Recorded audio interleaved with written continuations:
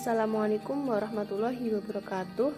Kami dari kelompok 4, yaitu yang beranggotakan saya, Rifki Fardisa, Anisatur Rafiah, Muhammad Saifuddin, Muhammad Nagi Imani, dan Rizka Oktavianti. Di sini kami akan mempresentasikan hasil dari kelompok kami, yaitu rangkaian arus bolak-balik.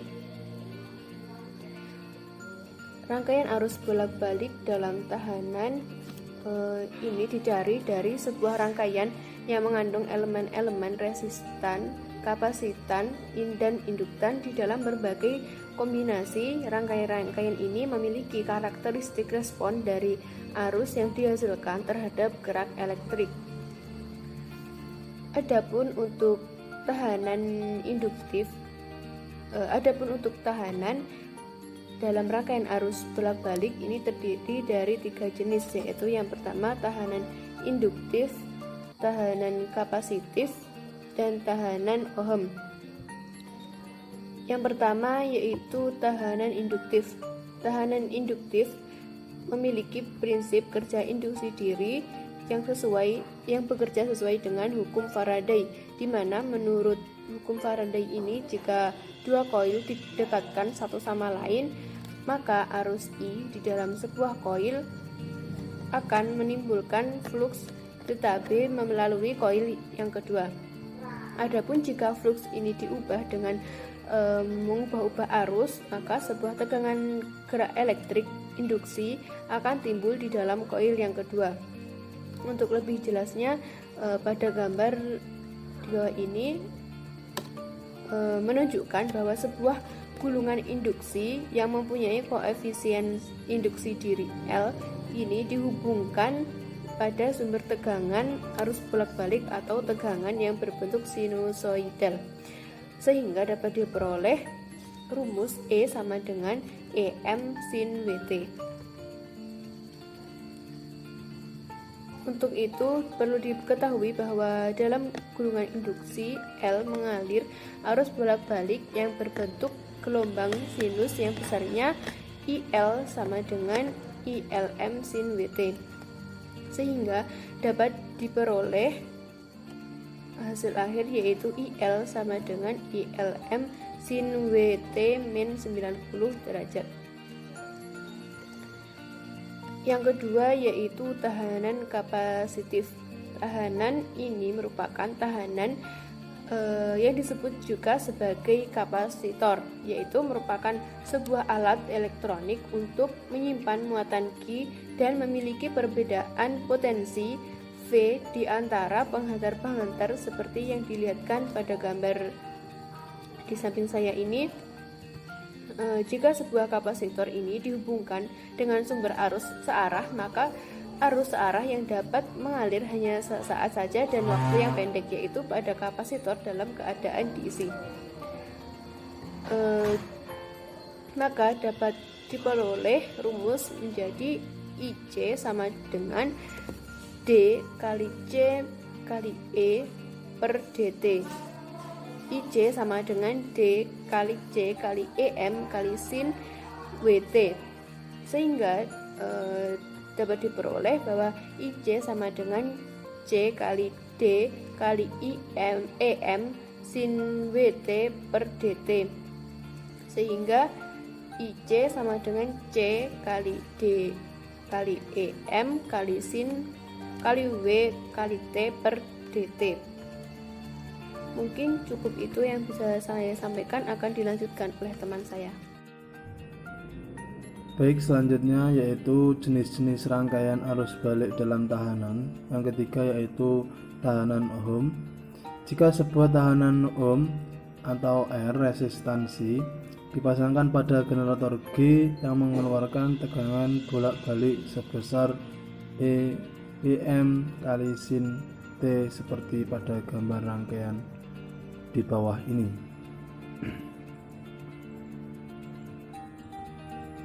Next, selanjutnya langsung saja yang tahanan Ohm itu terbagi menjadi dua, yaitu hubungan seri tahanan Ohm dengan gulungan induksi.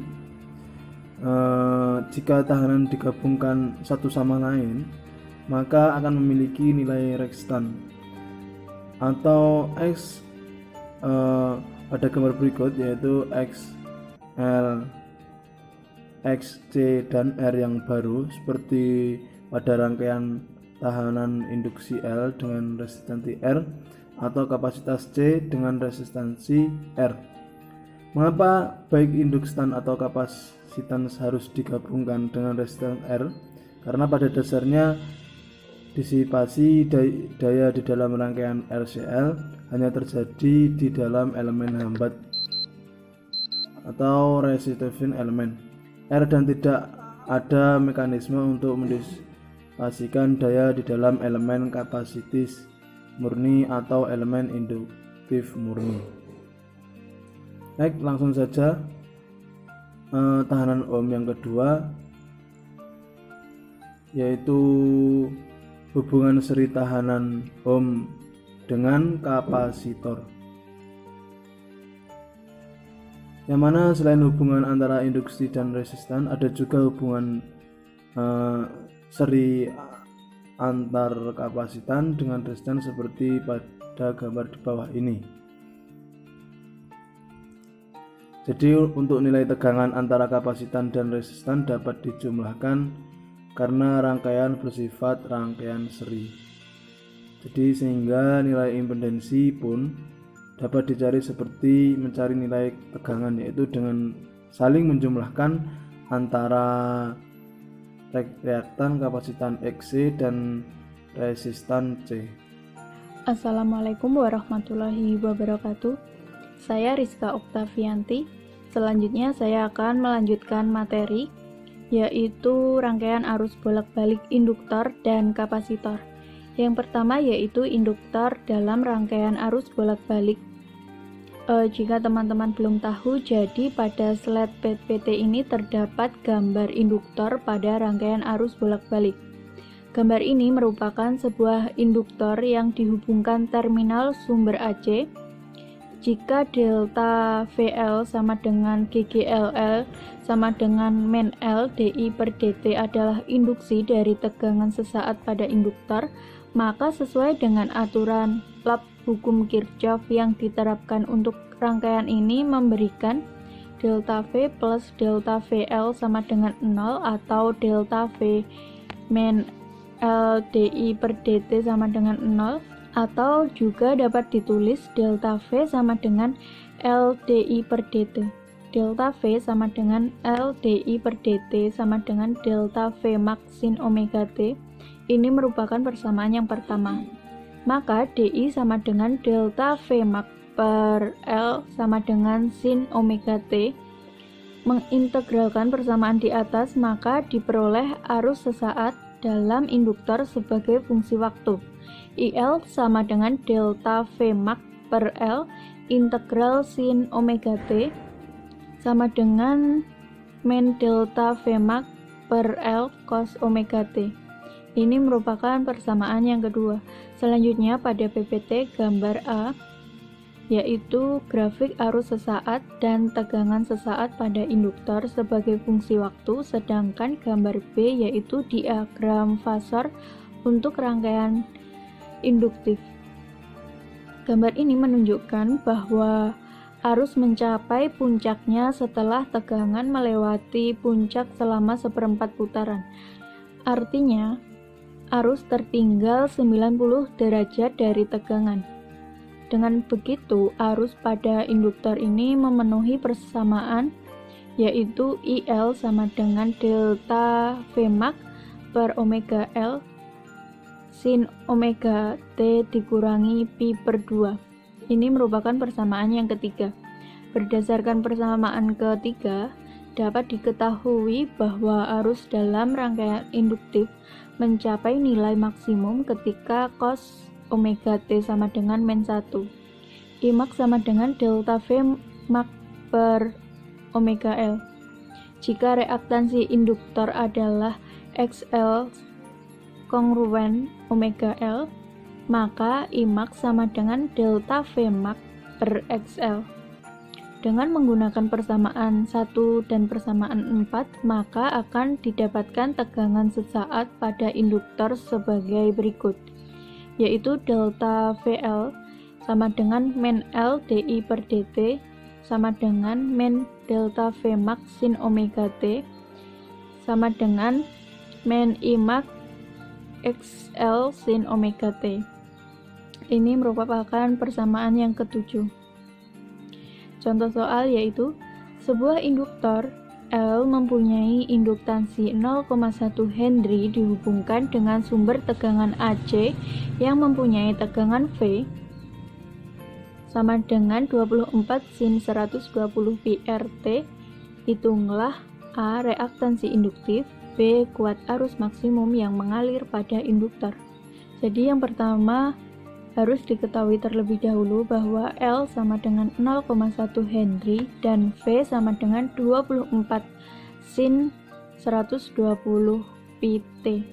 Dari persamaan tegangan V sama dengan 24 sin 120 pt, maka diperoleh bahwa delta V max sama dengan 24 volt, omega sama dengan 120 pi rad per s, atau omega sama dengan 2 pf, sehingga F sama dengan 60 Hz.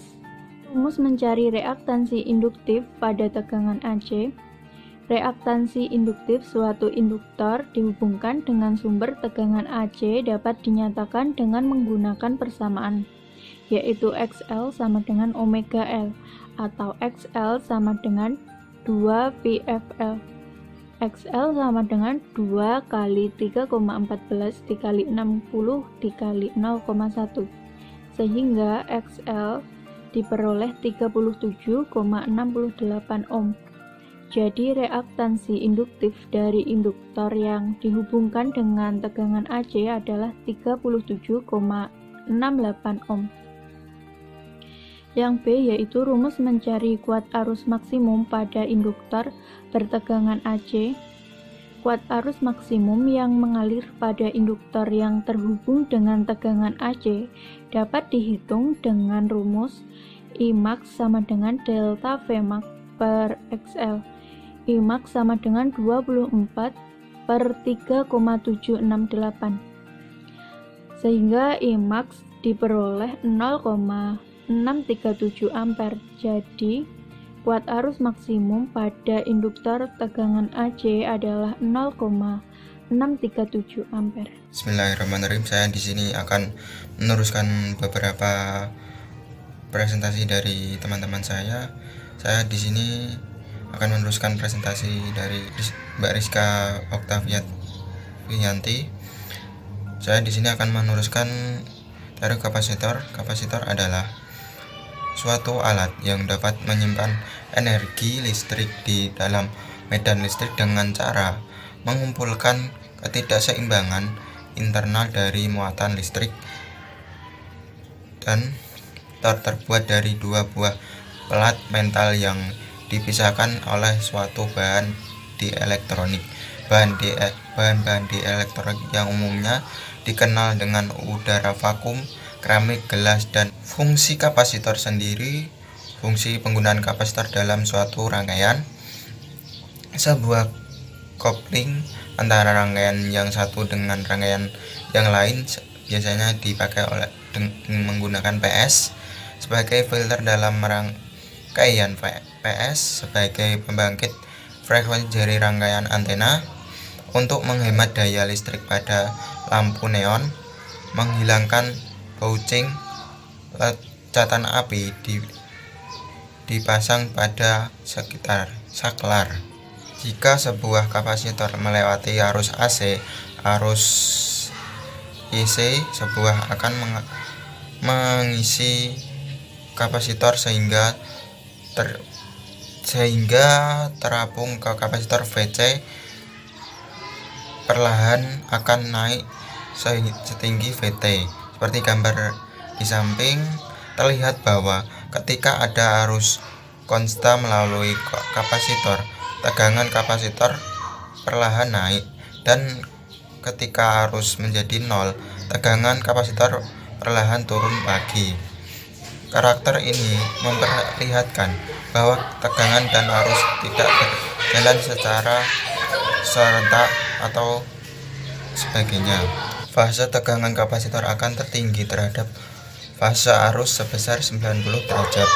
Arus yang melewati kapasitor ternyata akan menurun jika frekuensi arus AC yang lewat semakin rendah. Hal ini karena adanya frekuensi kapasitif atau kapasitor. Dari kapasitor ketika diawali arus AC besarnya reaksi kapasif berbanding terbalik dengan frekuensi arus AC, sehingga VC sama dengan QC kali LC. Terlihat bahwa semakin kecil frekuensi arus AC akan semakin besar nilai reaksi kapasif ini. Bahkan pada arus DC, arus dengan frekuensi 0, nilai EC banyaknya, jadi kapasitor hanya akan bisa melewati arus AC tetapi tidak arus DC.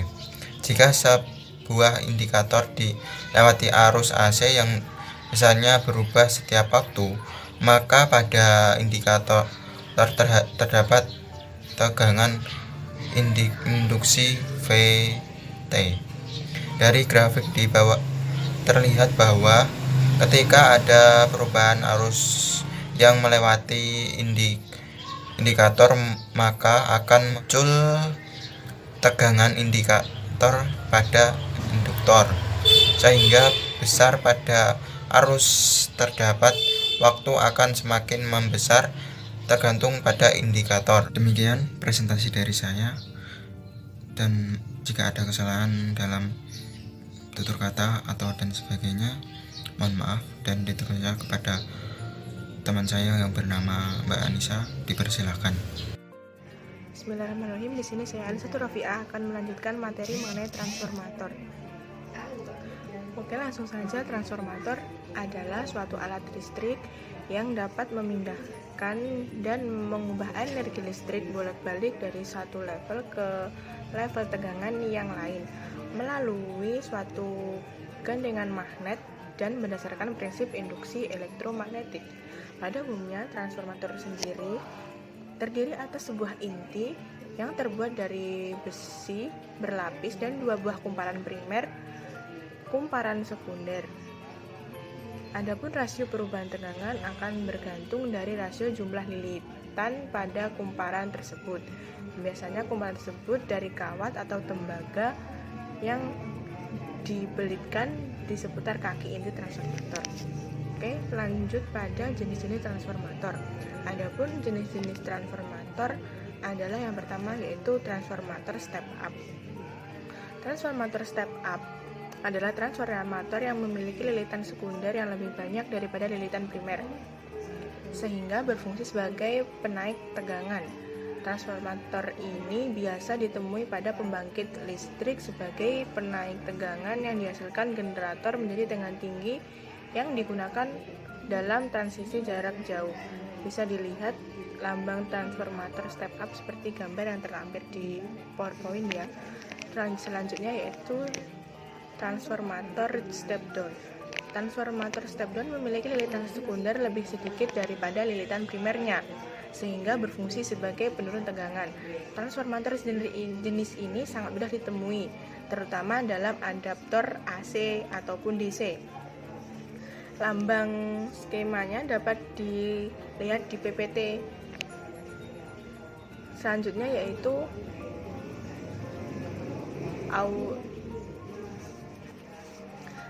yaitu autotransformator. Autotransformator adalah transformator yang terdiri dari satu lilitan yang berlanjut secara listrik dengan sadapan tengah. Dalam transformator ini, sebagian lilitan primer juga merupakan lilitan sekunder. Fase arus dalam lilitan sekunder selalu berlawanan dengan arus primer, sehingga tarif daya yang sama lilitan sekunder bisa dibuat dengan kawat yang lebih tipis. dibandingkan dengan transformator biasa. Keuntungan dari transformator adalah ukuran fisiknya yang kecil dan kerugian yang lebih ringan daripada jenis lilitan. Tetapi transformator jenis ini tidak dapat memberikan isolasi secara listrik antara lilitan primer dengan lilitan sekundernya. Bisa dilihat ya gambarnya pada skema autotransformator. Selanjutnya yaitu ada autotransformator variabel.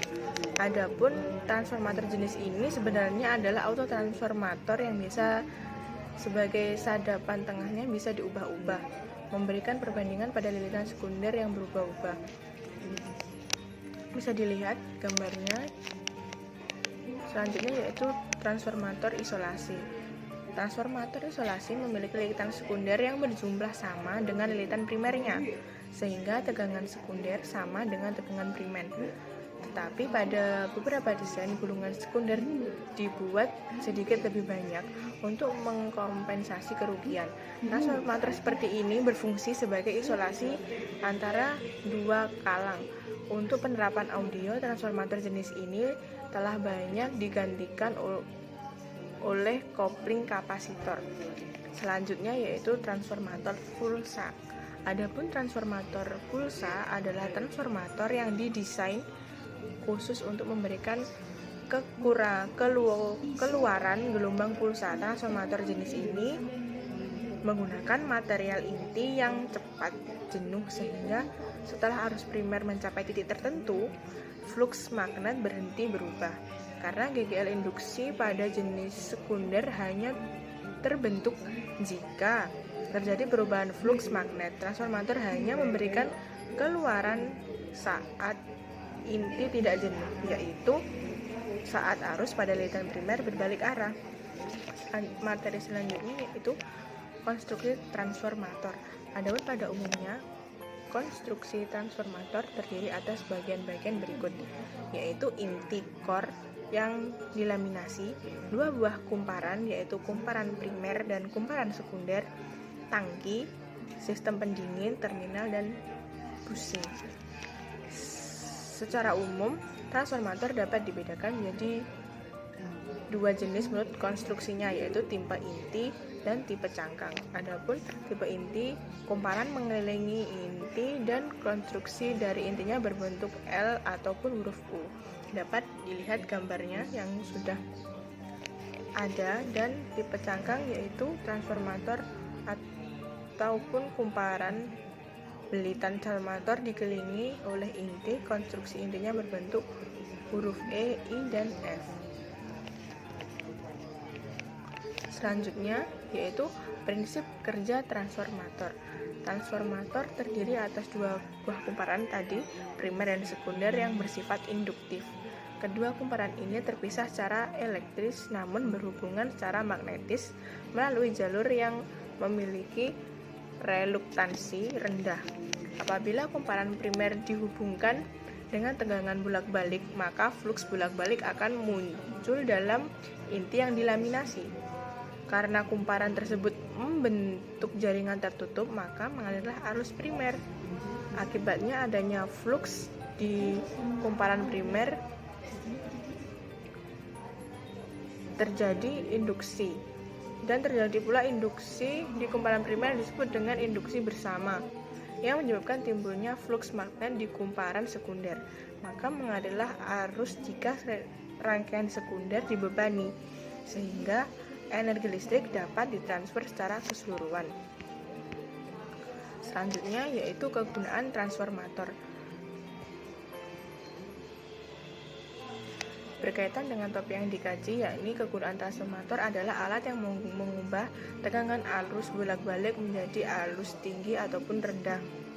Transformator jenis terdiri dari pasangan kumparan primer dan sekunder yang diisolasi terpisah secara listrik dan dililitkan pada inti besi lunak. Inti besi lunak dibuat dari peralatan yang berlapis-lapis untuk mengurangi daya yang hilang karena arus berputar. Kumparan primer dan sekunder dililitkan pada kaki inti yang terpisah. Adapun bagian fluks magnetik bocor tampak pada pasangan kumparan pada fluks magnetik bocor yang di sisi primer dan sekunder. Secara lebih lengkap bisa dicermati gambarnya. Sekian presentasi pemaparan materi dari saya. Ada kurangnya mohon maaf. Wassalamualaikum warahmatullahi wabarakatuh.